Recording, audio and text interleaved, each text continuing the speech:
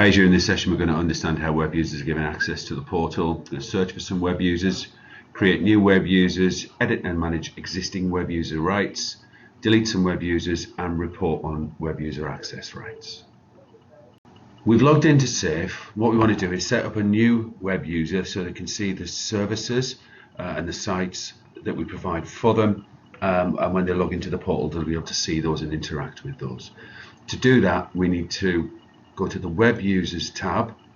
We're presented with this screen, and before we do anything else we must search to make sure that that web user doesn't already exist.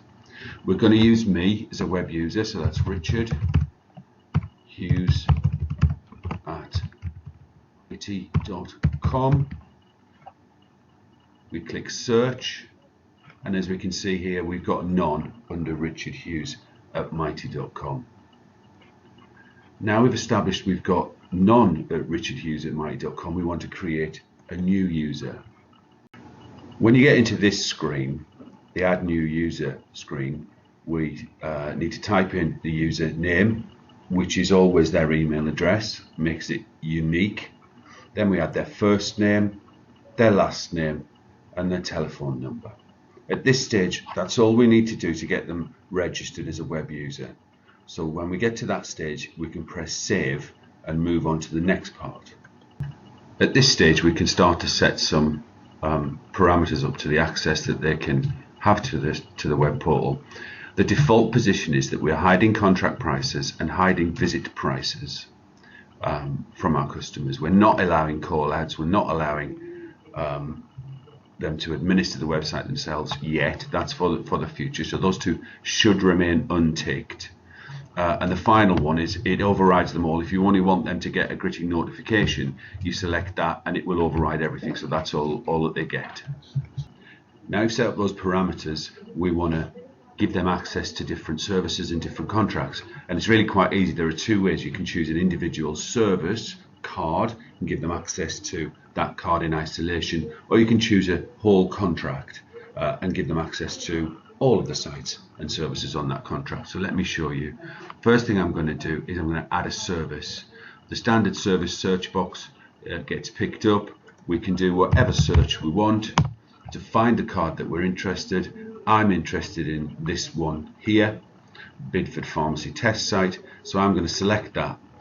As we can see, the contract has appeared in the contracts box where it's showing us we have one contract which is visible to the customer and that we have one service within that contract. Down here we have some information about the services, and this is where we can set or unset different levels of accessibility. The website accessible box allows them access to the website. That can be turned off or on. The send gritting email sends an email about that site every time we go gritting. Again, that can go on or off. And we can send an SMS to the mobile telephone number which we've given up here by selecting that. But don't forget, you get one email for gritting, so you'll get one email with 25 sites on it or whatever, but you will get 25 individual SMS text messages, so just be careful about what you click. Okay, we're going to disable that, so that's pretty much a standard looking setup for a user. But this user, Richard Hughes at mighty.com, also has a huge contract that he wants to see as well.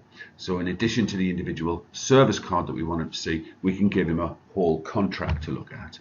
So click on the add contract button and we can search for the contract in whatever way we normally do. It's the standard search screen. I'm going to search for the NHS Property Services contract and I've found it.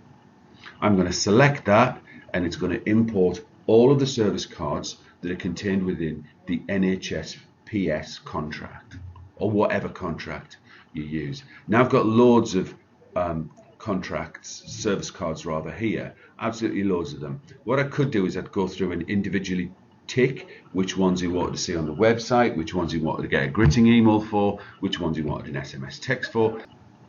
So this person is probably going to want to see all of the web accessible boxes ticked and all of the gritting emails ticked. So that would be a standard default setting for a normal customer that would interact with a website. So we've accommodated that by allowing you to select or deselect all of these buttons, all of these radio buttons by on block. So what you've got to do is you've got to select the contract that you're talking about from this contracts box, and then this is the web accessible option. This will let them see the web portal.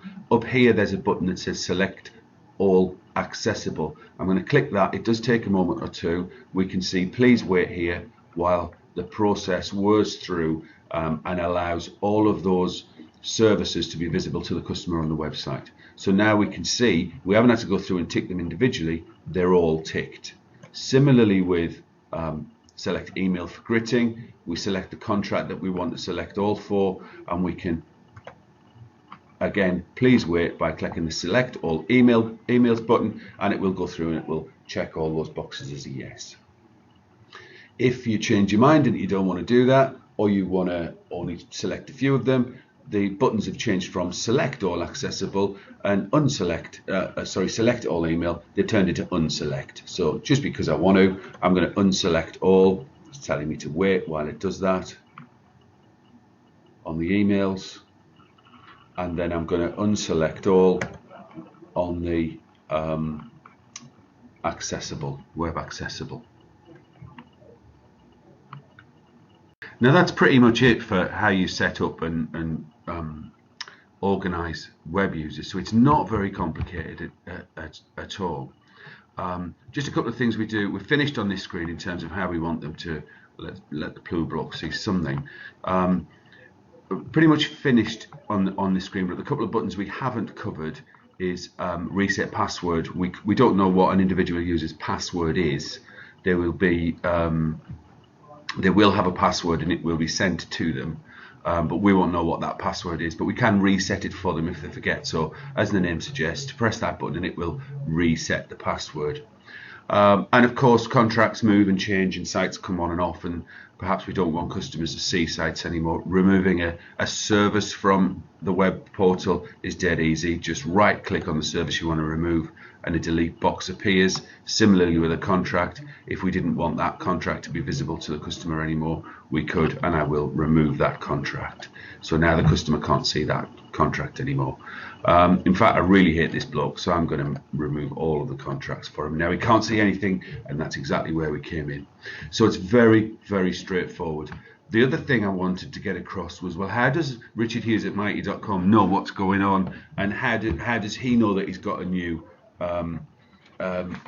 web portal access? Well, at the point of pressing the save button, the system very kindly sent Richard Hughes at Mighty.com an email, attached a user guide, told them how to log in, where to go to, what their username was, what their password is. They'll have to change that when they first log in, and how to get in touch with us if they have any problems. So the only thing we've got left to do is back to save. I think we ought to give this chap some contracts that he can see. So we're going to give him the NHSPS contract, like we did before. I should spell it right though, just like we did before. And we're going to let him see that that's all web accessible, and he's going to get gritting emails. So we're going to all web accessible. Please wait while it does that.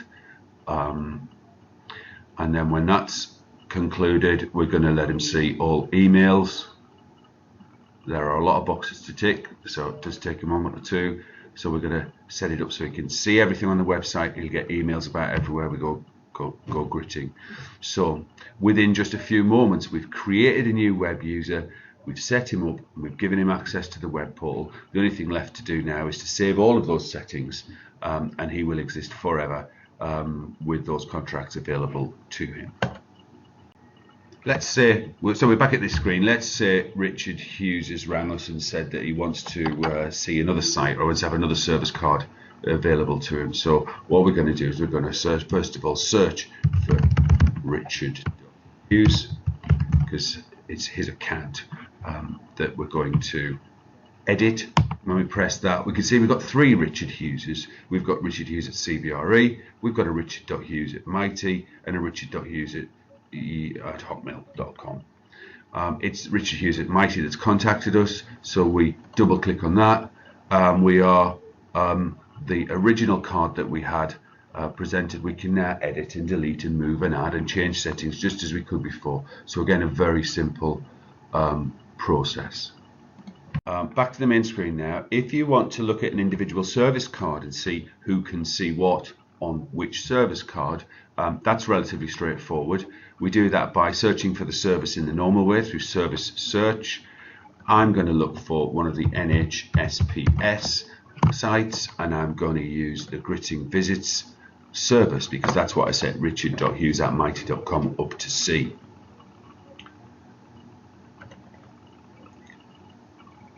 You choose the card that you're interested in, and then you open the card, open the service card, and along here under Gritting information is Richard Hughes, and he gets an email. The structure of that is Richard Hughes, his name appears there because he has web access, so he can visit the portal. The email is that he gets a Gritting email, and if he had an SMS text message as part of the Gritting service, then we would see that there too. His telephone number, of course. She whispered. So that's it really. We've now got the customer set up on the portal. We know how to go and find out what accesses they have. We know how to edit them. Just want to do a quick jump into the portal itself. This session's not about the portal, but I'm going to show you. There's richardhughes@mighty.com. I've typed in the password that I've been given, and when I log in for the first time, it will log in. It takes a moment or two because it's the first time I'm going to log in, and you can see it's taking me straight to a change password screen. So I'm going to have to change my password.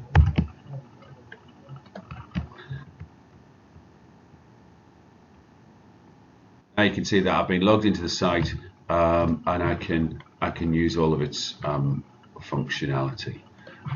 So that's all you need to know at this stage. If you need a report about who's got a global report about who's got access to what, you need to speak to Kathy, Mark, or me, Richard Hughes. It's not a generally available report because it's got all of our customers' contact details on it. So if you need a global report, you speak to us. If you need to know about a particular card, then you search through the card as we looked at before. Right, I think we've covered everything. So thank you very much for your time, and that's it for today.